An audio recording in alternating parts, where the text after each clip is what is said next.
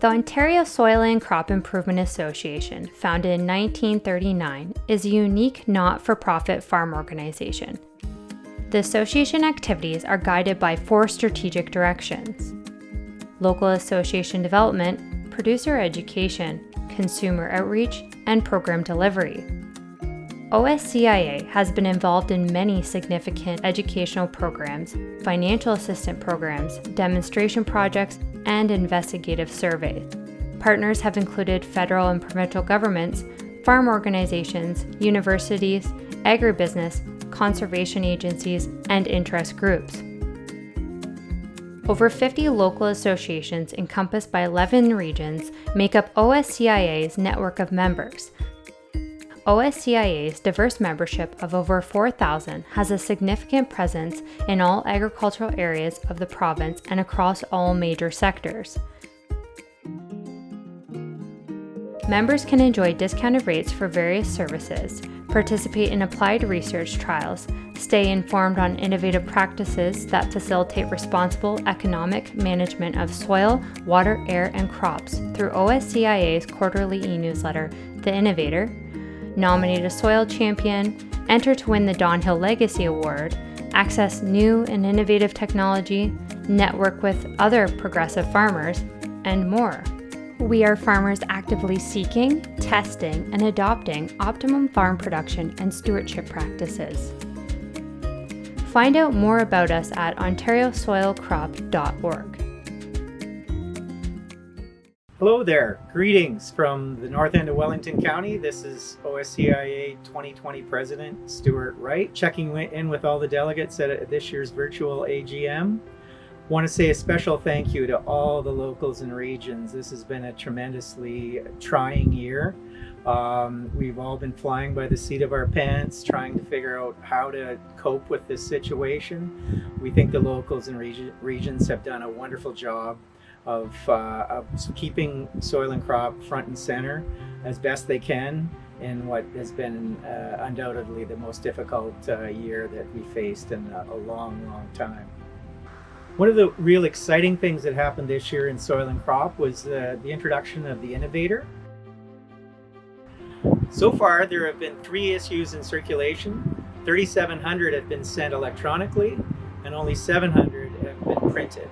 We are spending less on print costs, and the regions are able to redirect those savings into other communications activities. Many will know the 3-year funding arrangement we enjoyed with the ministry that supported regional communication grant and Tier 1 and Tier 2 grants soon ends. Work began last summer on developing a funding proposal for a new multi-year program to build on the work that has been accomplished. We know members are starting to discuss ideas on new projects, so when we receive word from the ministry, we will promptly pass it along. And through all the disruption, our program delivery activities remained largely uninterrupted.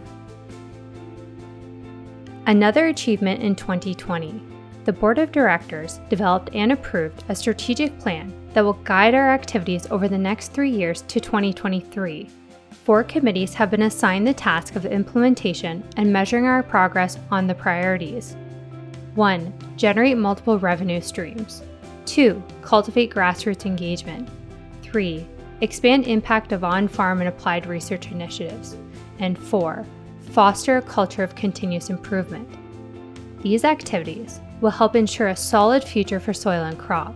The full strategic plan is on the OSCIA website for those who want to learn more. Excitement continues to grow around the capabilities and ease of use of the new OSCIA membership platform. Members are able to use the new platform to access upcoming events across the province, renew their membership, and stay connected to their local association. OSCIA has begun training local and regional associations on the new platform and aims to have all 11 regions moved over to the new site by January 2021. Our advocacy work and support for student researchers continues. There are 3 items to bring attention to. The deadline for the annual OSCIA Soil Champion Award closed November 1st, and we're excited to be able to present the award to 2 recipients this year. The annual award, which recognizes leadership in sustainable soil management, was presented by OSCIA to Henry Donater in the producer category and Dr. Laura Van Eerd in the research extension category. 10 individuals have now been recognized since the award was introduced in 2014. David and Roger Burma's patience and ingenuity in the shop to perfect a low-cost solution for side dressing nitrogen in corn has won them the 2021 Don Hill Legacy Award. This award was introduced last year and recognizes producers who have developed an on-farm innovation to overcome a production hurdle and has lowered environmental risk in the process. Lastly, in partnership with the Ontario Agriculture College, we continue to offer a $10,000 Soil Health Graduate Scholarship annually at the University of Guelph, something we are very proud of as an organization.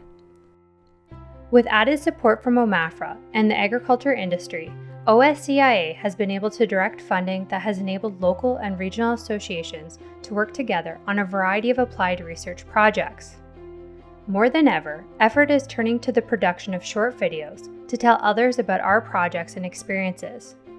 Here are short clips from 3 examples profiling work supported by OSCIA over the past year. The first speaks to research conducted as part of a Tier 2 project on the Israel Farm in the Heartland region that investigated over 3 years planting soybeans no-till into cereal rye.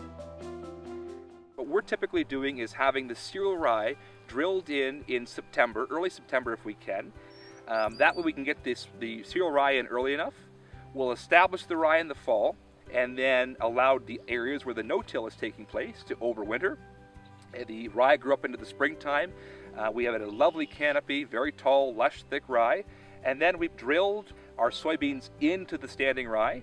And then following that, we proceeded to crimp it with a roller crimper to help with the turbination of the rye. This cereal rye mulch, it really helps to keep the soil cooler in the heat of summer and helps to preserve soil moisture levels. And I think that in a drought situation, we actually stand to benefit from having that cereal rye mulch to keep the soil a little cooler and a little bit more moist into August.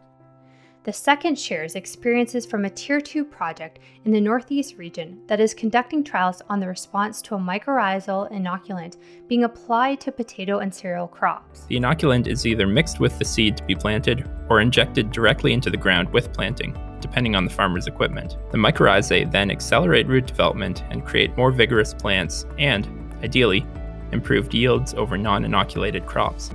The preliminary results from 2018 and 2019 show increased yields in all crops. Results for oats showed that inoculated plots yielded about 1.5% more than non-inoculated plots. This may seem like a small amount, but it could result in some $10 an acre more in revenue than non-inoculated oats.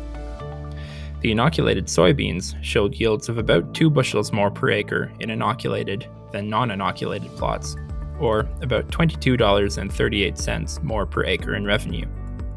The potato fields showed approximately a 15% increase in yield in inoculated plots.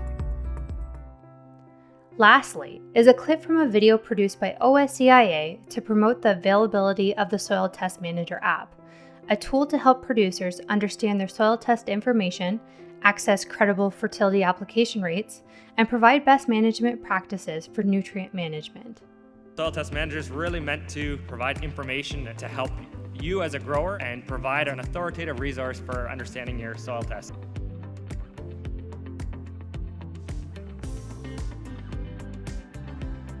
So I'd encourage you now, if you have a smartphone, to go to this web address, soiltestmanager.ca. Very easy to use, and it's all in one place. The Ontario Agriculture Conference took place as a virtual event on January 6th and 7th, 2021, and was a combined effort of the Southwest Agriculture Conference, Golden Horseshoe and Heartland Regions, and Eastern Ontario Crop Conferences. To access the on-demand sessions, visit southwestagconference.ca for more details. Following the lead of many others who have adjusted plans in the interest of public health concerns, the annual convention for the provincial organization was held virtually on Tuesday, February 2nd. The normal 2-day agenda was condensed to 1 day and included guest speakers and presentation of awards. The event provided a unique opportunity for all members and non-members to learn more about the many activities of the association, get research project updates, and connect with others. The recorded sessions will be made available at ontariosoilcrop.org.